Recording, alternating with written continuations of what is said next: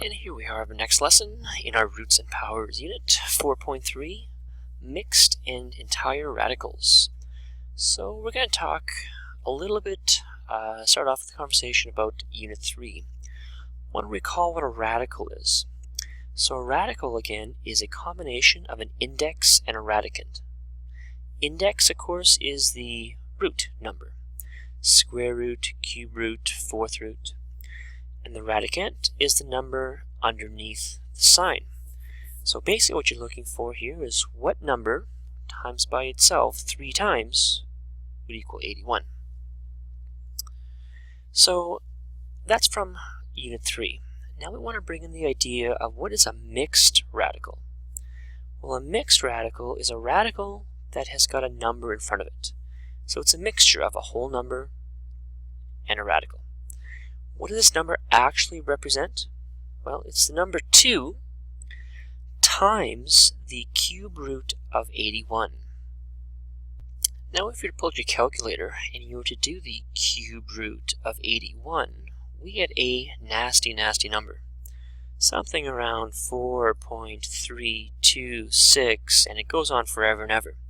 So in this case, we've got a number that can't be terminating. It's not an actual number that has an endpoint. So we represent it as a cube root of 81. Now, sometimes what we want to do here is we want to have this as a much simpler number. So we want to look inside the cube root of 81 and see if there's anything that we can actually pull out to turn into a mixed radical. So how do we do that? So when simplifying radicals, we want to write an equivalent form of the radical using smaller numbers. So like I said, the cube root of 81 isn't a very nice number at all. We'd like to rewrite this number so that we have some smaller numbers involved. So we have a couple methods to do this. First one is using prime factorization. And again, this is directly from Unit 3. You can simplify the cube root or the square root of 60. Well, prime factors. What are the prime factors of 60? Let's figure them out. We've got 2 and 30. We've got 2 and 15. And we've got then 3 and 5. So I've already done this here. I've rewrote the radical as a product of its primes. So instead of the number 60, the prime factors are 2, 3, 5, 2, 2, 3, and 5. So under that root sign, I've got 2, 2, 3, and 5. So now I want to group these factors in clusters. Clusters that are indicated by the index. So remember here the index is 2 for a square root. So I'm going to set them up and cluster them in groups of 2. So the only cluster I can make here is the 2's, because there is 2 of them. I don't have 2 3's, I don't have 2 5's, so I basically have to pair them up in groups of 2. Once I have a pair, I can pull that out of the root sign. So the 2 comes out of the root sign, and I end up with 2 outside, and then 3 times 5. The square root of 2 and 2 is essentially 2. So now I've got 2 square root 3 times 5. I'm going to simplify that multiplication. 2 roots of 15. So I went from the root of 60 to 2 root of 15.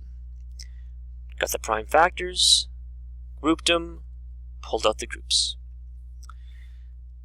Now the other option I have is called the greatest index factor. So I'm going to have the exact same question so we can see the other way to do this. Simplify the root of 60. Again, same thing. You are going to factor the 60. So 1 and 60, 2, 30, 3 and 20, 4 and 15, 5 and 12, 6 and 10. So again, a skill that we learned in Chapter 3. So we looked at all these factors, and what you have to figure out is which ones are the perfect squares. And perfect square, because it's an index of 2. If this was the cubed root, which numbers would be perfect cubes? If this was the fourth root, and so on, and so on, and so on. So you're trying to find the largest number here that is a perfect square. 60, nope. 30, 20, 15, 12, 10, nope, nope, nope. The only perfect square, the largest perfect square we have is 4. So I figured out what the perfect square is. I will rewrite the radicand as a product of 4 and 15, because 4 times 15 is 60. I'm going to split it, root of 4, root of 15. Now the root of 4 I know is 2, root of 15 I can't do much with, so I write it out as 2 root of 15. You'll notice both ways give me the same answer. It's just which way do you prefer? Prime factors or factoring? Let's try one here. We got simplify 3, or the third root of 40. So I'm going to choose the first way to do the prime factors. So the prime factors of 40. Well, first one is 2. That gives me 20. 20 divisible by 2. That's 10. And 10 goes by 2, which is 5. And 5 is a prime factor. So I'm going to rewrite this. Instead of 40, I'm going to write 2 times 2 times 2 times 5. So now I got to get these into groups. Well, group of what? In this case, the index was 3, so I'm going to put these in groups of 3. Well, only my 2's are a group of 3. So I'm going to pull those out. 2 root cube root of 5. So the cube root still needs to be there. The index still has to be there. But I have a group of 3. I write down one of them. 2 cube root, what's left over? 5. Let's try the other way by factoring.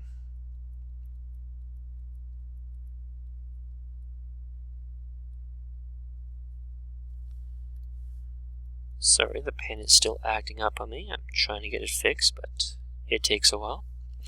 So I'm going to write down the factors of 40. So 1 and 40, 2 and 20, 3 doesn't go into 40, 4 and 10, 5 and 8, 6 doesn't go, and neither does 7. So which one of these numbers is the largest cubed? Well, the answer there is 8. 2 times 2 times 2, 2, 4, 8. So I'm going to pull the 8 out, so I get the cube root of 8 and the cube root of, well, what's 8's partner? 8's partner is 5. I can do the cube root of 8 to be 2, and then I've got the cube root of 5. Both ways give me the right answer, whichever way you prefer. Okay, well, what happens when I have one of these mixed radicals and I want to go the other way? Well, it's basically opposite operations. So I've got 3 square root of 5. So I'm going to bring the 3, the number, and bring it inside the root sign. But I'm going to have to rewrite this the same number of times as my index. So the index here is 2. It's hidden, but we know it's 2. So I'm going to write down the 3 inside the square root sign twice. 3 times 3. And I've still got this 5, so 3 times 3 times 5. Once I have that, I'm going to simply simplify it. 3 times 3 is 9. 9 times 5 45. Okay, let's try one here. So I've got 2 to the 4th root of 5. So essentially I'm going to take my 2 and write it inside the root sign, or the 4th root sign, 4 times. 2, 2, 2, and 2. And then I've got this 5 still kicking around, so times 5.